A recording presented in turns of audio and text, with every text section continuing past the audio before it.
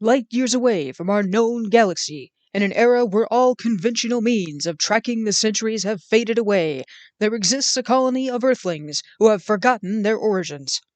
These are the descendants of those who fled the Earth's destruction and sought out a place where humanity could have a new shot at life. Now known only as Adastrians, members of the planet Adastria and the galaxy Proxima Arcturus, they have long since ceased to resemble any human that you or I may know. Enhanced with the technology that gives them life and incredible abilities, they thought that they were safe. Until the Krolxae attacked. These beings appeared out of deep space in a flash and rained down chaos and suffering, dragging off children and killing anyone or thing that stands in their way. The cosmic nations, the government of Adastria, rallied back bravely, sending aid and coordinating troops as best they could. Once the smoke cleared, the losses were great, but the Adastrians were able to force the Krolxae back into space, where they just left as quickly as they had come. While the main forces of Adastria began to plan for future attacks, the cosmic nations called an emergency secret meeting, summoning the best of the best for a small reconnaissance team. Their name? The Howler Vanguard. Their mission? To track down any information about this new threat and to act with impunity to protect the interests of Adastrians wherever they may be found. This is their story. Colonel Jessex Jaffel swiftly maneuvered his way through the still smoldering rubble of the capital of Adastria, Strig, dodging ruined buildings and flames and smoke. He had a singular thought running through his brain, supercharging his nervous system and sending extra juice to his thighs and calves. His profile blurred from his increased speed, his eyes darting all around him, helping his brain dive to map out the most direct route to Kanan Station. Suddenly he dove to his left, letting himself roll into a controlled fall behind a pile of rubble as the shadow of a hovercraft vehicle sped over the exact place he'd been in not a second before. Breathing hard, sweat sliding down his body and mixing with the blood from several cuts, none of which he considered serious, he took stock of his route again. There was way too much activity here now, he decided. Even an expert in all things stealth as he was wouldn't carry him through this way. Grease it! At least the pounding has finally started to pitter out from all those gravitron cannons.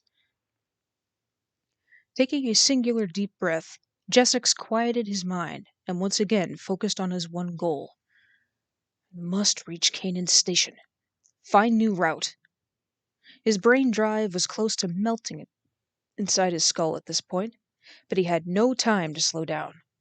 The cosmic nations High Command had summoned him. He had no way of knowing who was in charge there right now, or who was even left.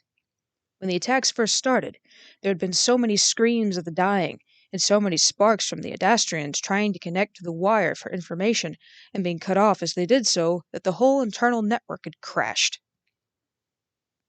Normally, in situations like this, orders were given through the wire, but with the system down, things were going to have to be done unconventionally. As soon as Jessex saw the new route form in his mind, he moved almost on instinct. Not for the first time in his 25 cycles he wished that his body had been compatible with more of the strength side of enhancements. If that were the case, he could rip the conduit entrance grate right off. As it was, he scanned the area for something to use as leverage. Finding a broken pole, he wedged it into the grate and threw all of his strength into it. With a screech, the metal surrendered, and he quickly slipped through, allowing the grate to close behind him. Now, in total darkness, he blinked 3 times in rapid succession to activate his night vision, and once again he was off. Despite sprinting at speeds that strained his limits, he remained almost silent on his journey to his destination.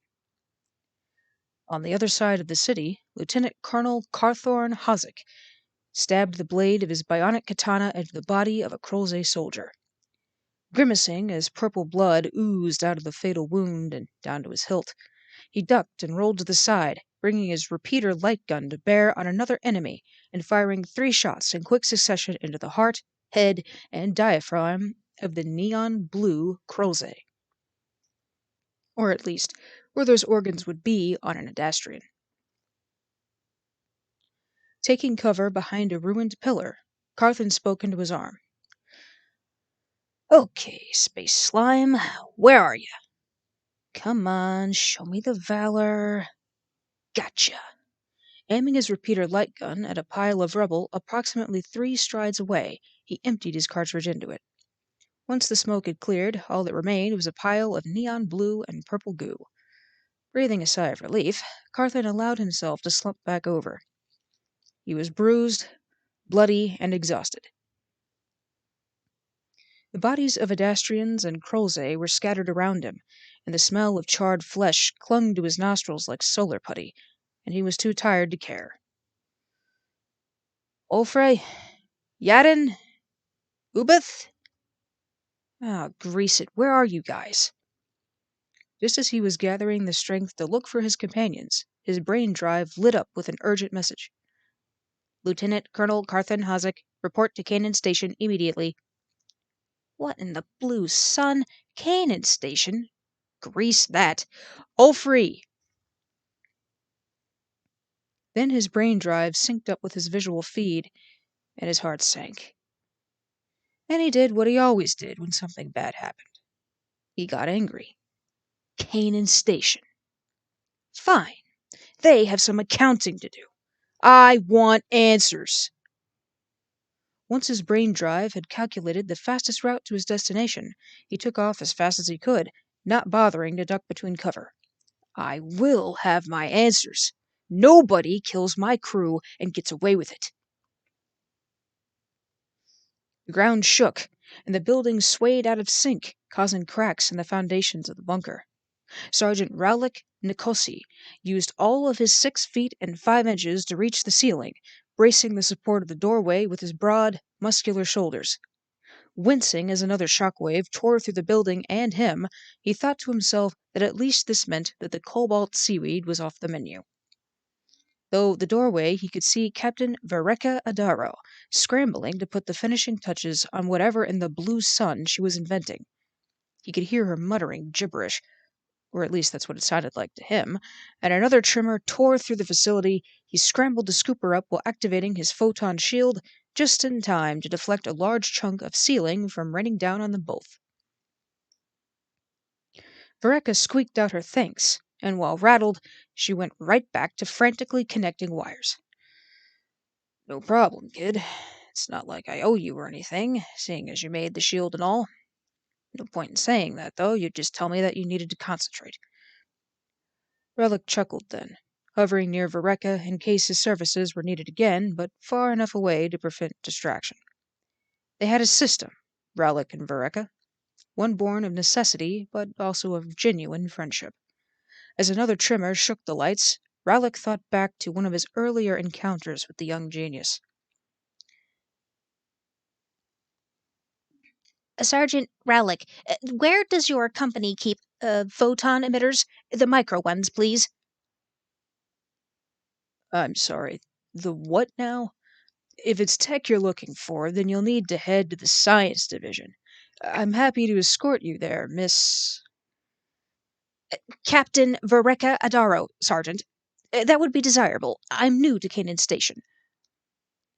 Relic chuckled again when he remembered how he almost choked and died on his juice supplement right there and then. Later, during drills, he happened to come across her again. She just wasn't having a good day. As he approached, he realized that the group of cadets were harassing her over something. Allowing his footsteps to grow heavier than normal as he dug himself into the earth by focusing his muscles and activating his gravity enhancer, he loudly walked up behind them, and in his best drill voice shouted, "Cadets! What are you doing here? What class are you in?" He had to do his best to not laugh at their reaction. Several of them would need new underwear at this rate.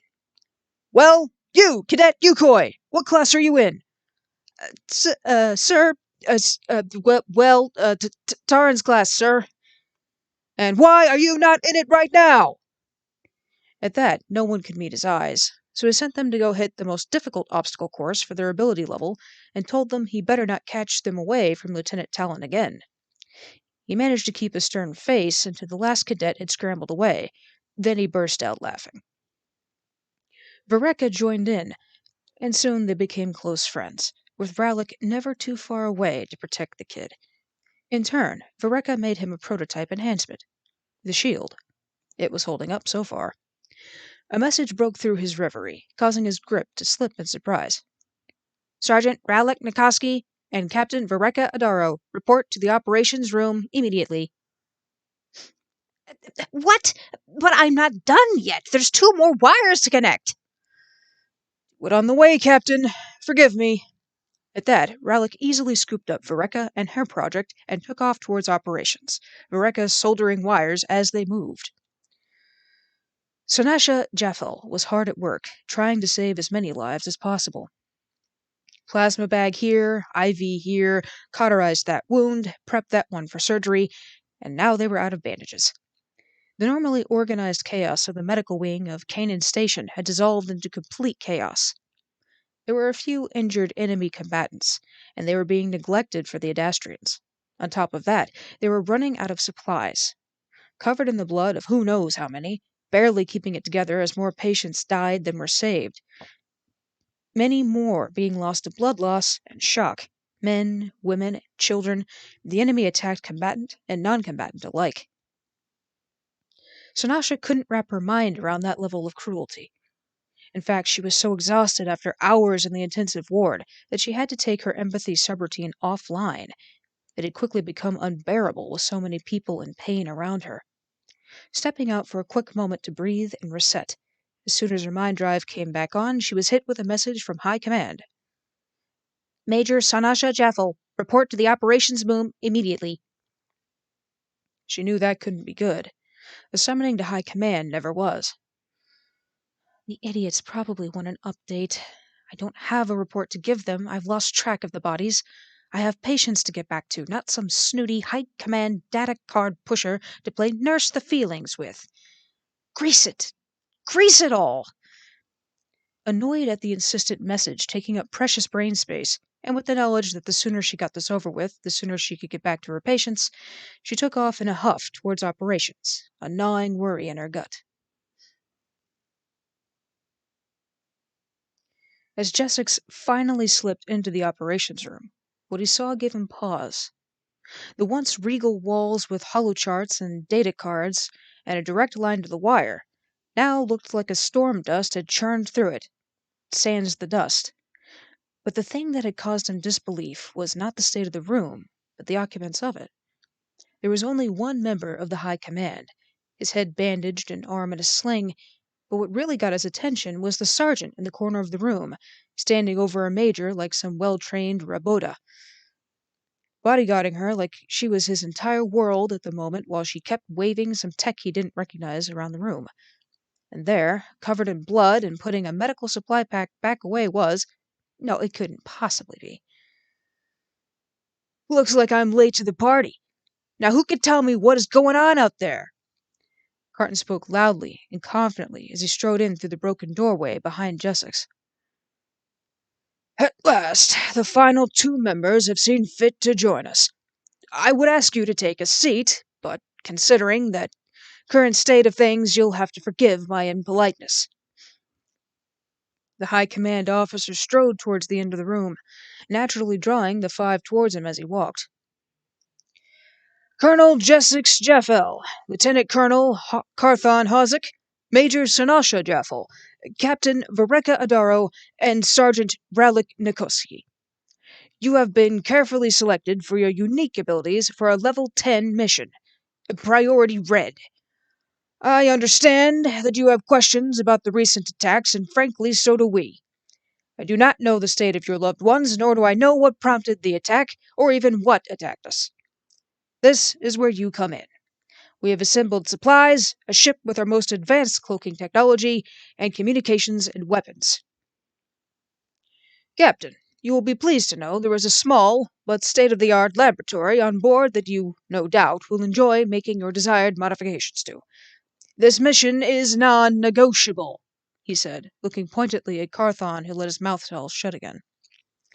"We don't know anything about these creatures that attacked us, or why. We didn't even know of their existence until now. Your mission is to track down any intel you can about these things by any means necessary that you deem fit. We have a tracer on one of the alien ships, and it hasn't left for wherever they came from yet. It may be a dead ship. It may not. Good luck. Take off in 5. Oh, and you'll find anything you could possibly need already on the ship. Dismissed.